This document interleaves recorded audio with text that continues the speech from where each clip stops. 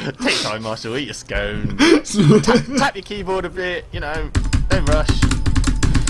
Have you got some tea to slurp, maybe?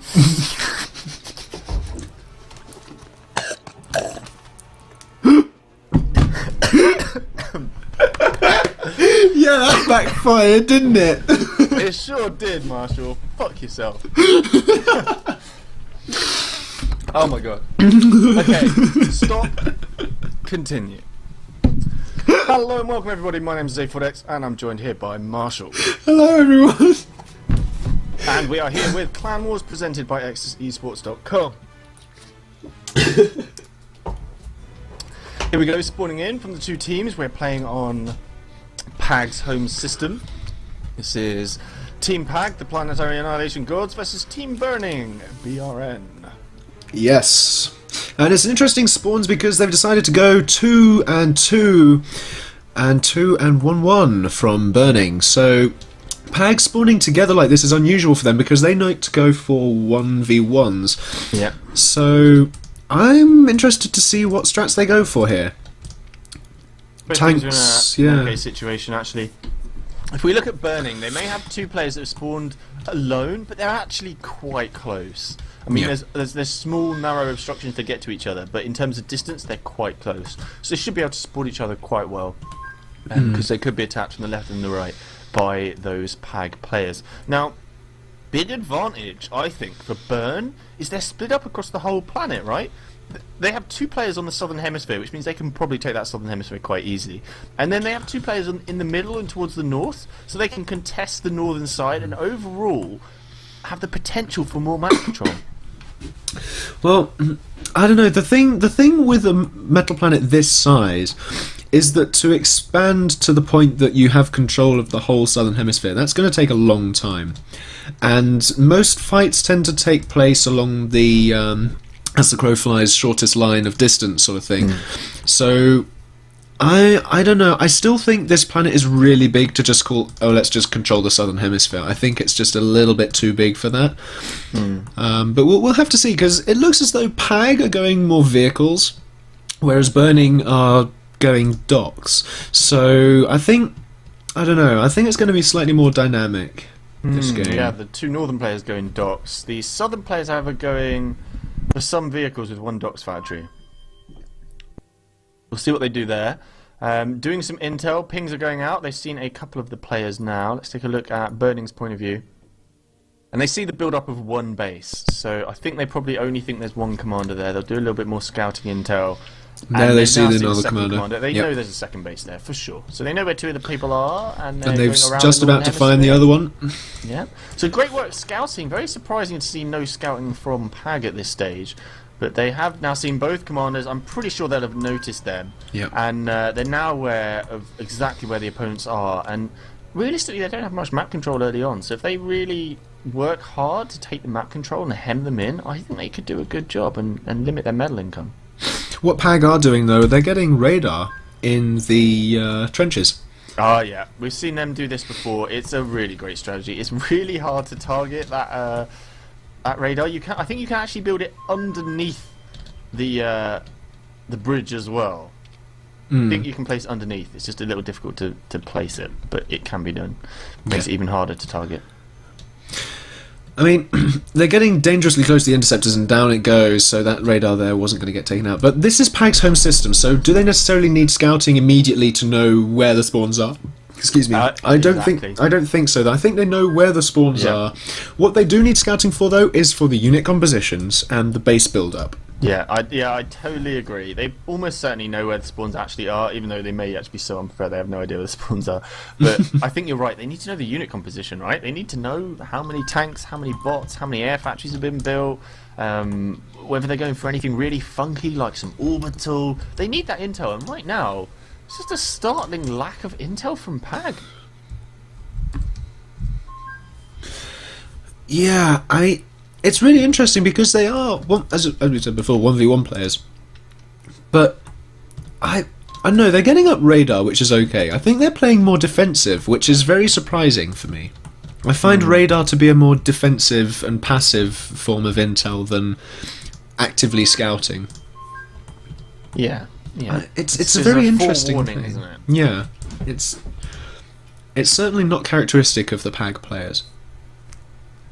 But we're still seeing a lot of docks from the northern burning players, and not sure whether that'll work out for them, because, early game obviously it's strong, but once you start getting enough tanks in large enough groups, the docks just can't do anything. Not even a chance.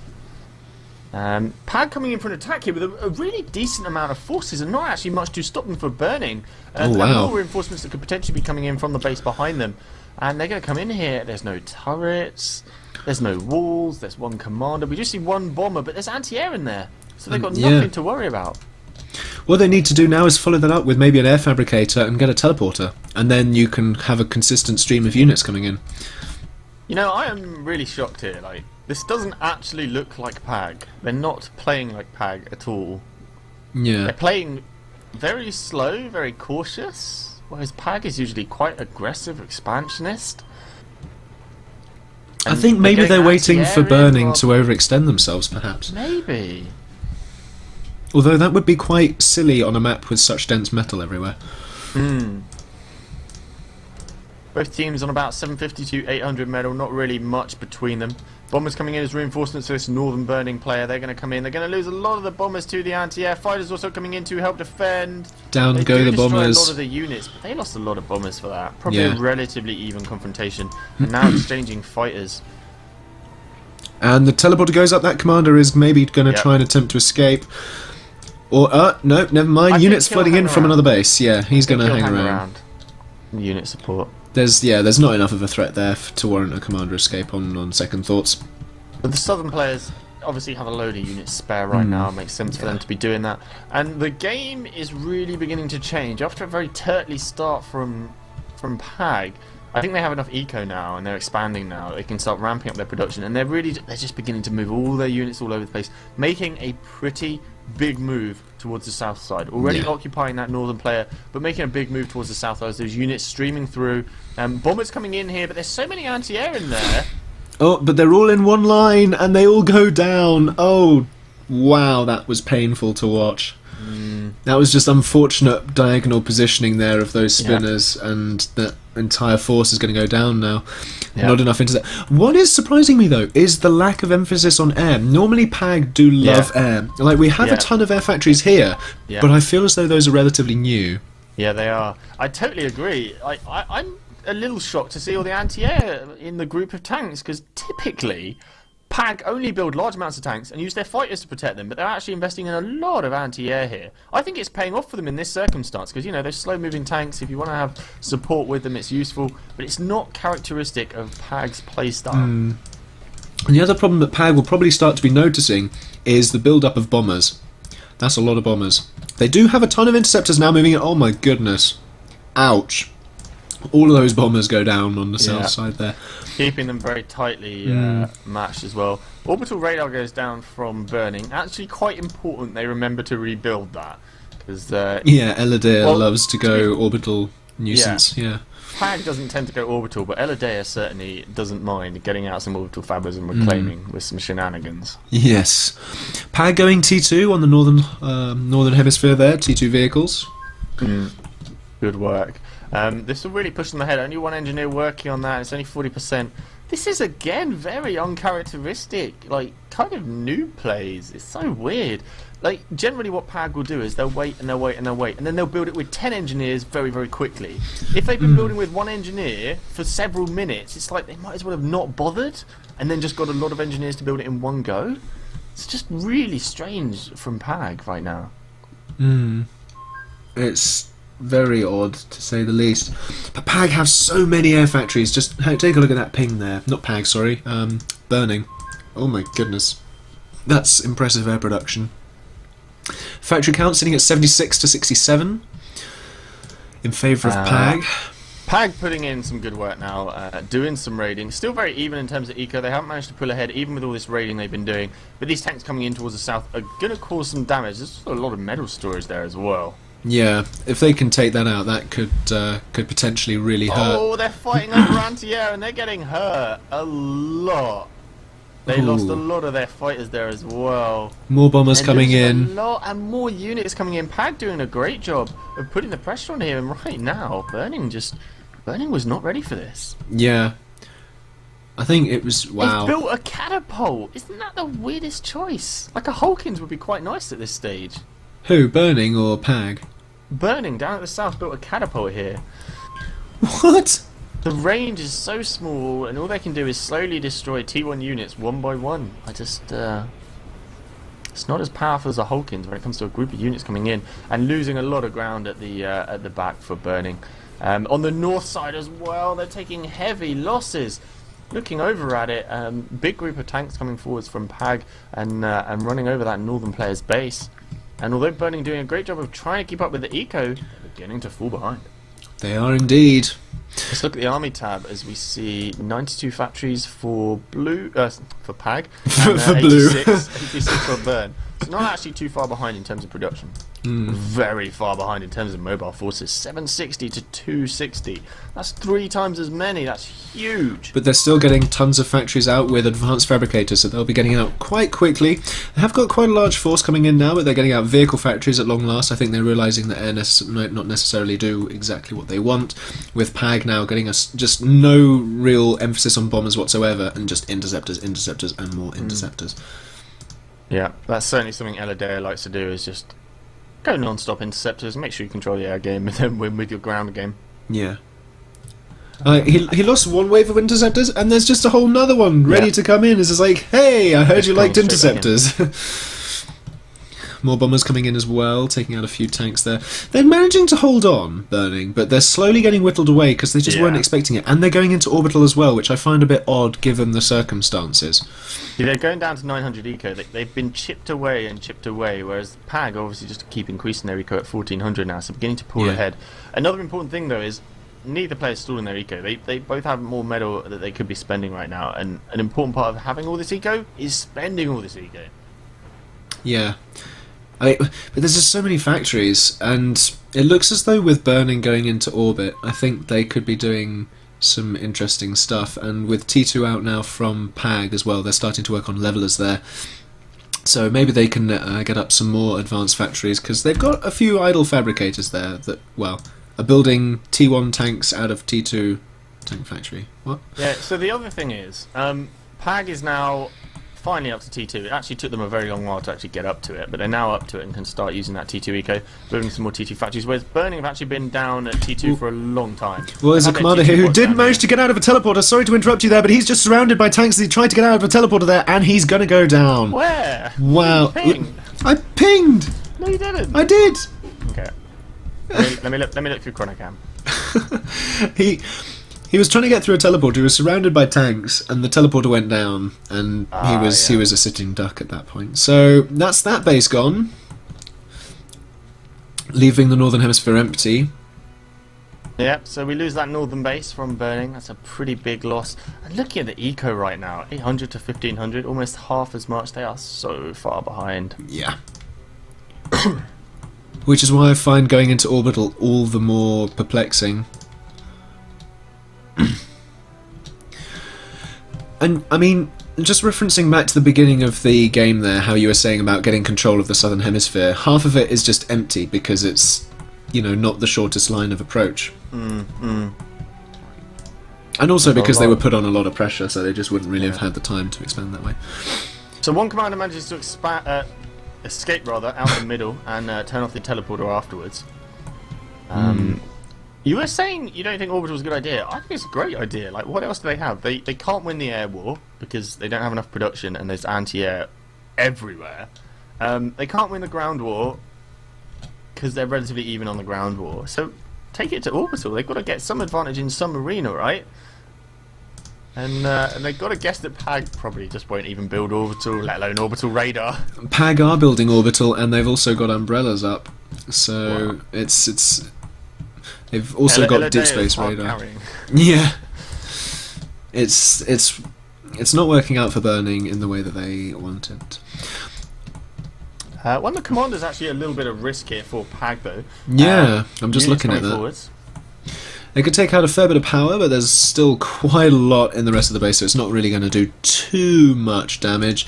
This is where their lack of bombers really impedes PAG. They've only got 4 bombers or so in that group there.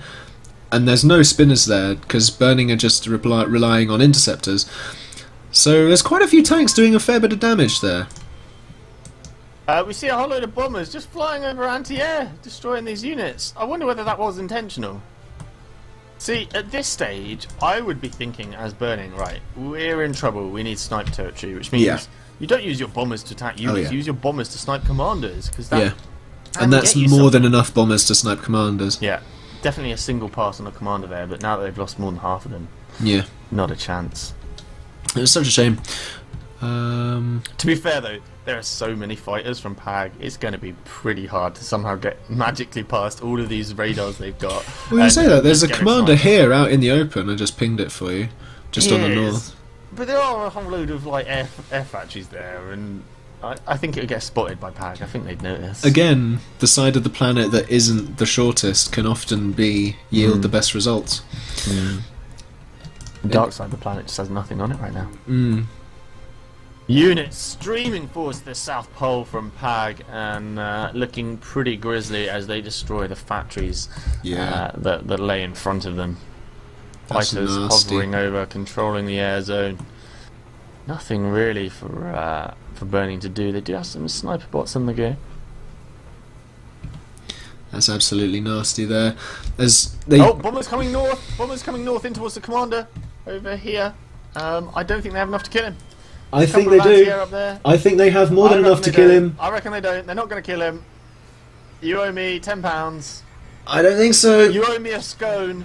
Not if the commander's scone. No, he won't make it. You owe me a scone. Ooh, it's Come on! Sir, you owe me a scone. Shut up! Whatever, you'll get your damn scone. You'll get your damn scone. Oh, I am so pleased I've won a scone out of this. Whatever. Wow, the salt is real. Well, you know, I think that's the saving grace for Team Burning. They'd obviously lost, they were overwhelmed, but they did get a commander kill out of it. I didn't think they'd get that. Whatever. It didn't look like it, because they didn't even have many for a first strike. But they managed to get through. I think that just shows that T1 bombers are unbelievably powerful. They are quite powerful. Oh dear. Hashtag Marshall called it from Twitch. That is, yeah. Well, PAG now running over the base with units and drowning out the sun with fighters. Yeah, it's like a lawnmower watching those tanks. They're just gobbling anything up that's in their path. Yeah. They don't even need to micro, they just point and click, and they're just there. So, yeah, I think I wouldn't be surprised if we saw the GGs. Yep, pretty soon as the units funnel in here. One commander valiantly fighting next to these turrets, not taking much damage at the moment, but these units are going to come through. Rubicannon's coming off, trying to thin out the forces. More units coming through the base. Fighters are being destroyed as soon as they get built because the air units are focusing them as soon as they get off the ramp at the air factory. One commander here sitting on 15%, beginning to be focused from all sides. The tanks take him out. Down he goes. Aw, damn. What's the other commander doing with all of his stuff there? There's just so many interceptors just hovering over that. Whoa, okay. Where's the commander? What's going on? Oh, here we go. We've got 2 commanders here. Yeah. 2 commanders left. One of them about to be attacked by all these units. He's not getting out of this one. He's going to come forwards and fight to the death, though. Don't see an Uber cannon coming out yet. Where's that Uber cannon? There's a oh wow! He Uber cannoned a single tank when there's a lovely little juicy target of a dozen there. And there they go. And he gets killed for it, and they're actually going to concede the game there. Double command implosion. So it was a weird game. PAG didn't play aggressive early on. They did loads of things which are not characteristic of them. ultimately they played pretty solid, didn't they? Because Yes. they after the early game, I think they really pushed for the advantage, and Burning just couldn't keep up. It was certainly very interesting to watch, and it just shows that you don't need to rush in order to win on planets with such dense metal like this. Alright, so who are we going to talk to? You're in charge of the interviews, Marshall. You get to choose. Okay, let's talk to Klops. Hello, sir. Hey, how's it going? Top of the morning to you. Hi, to be sure, to be sure.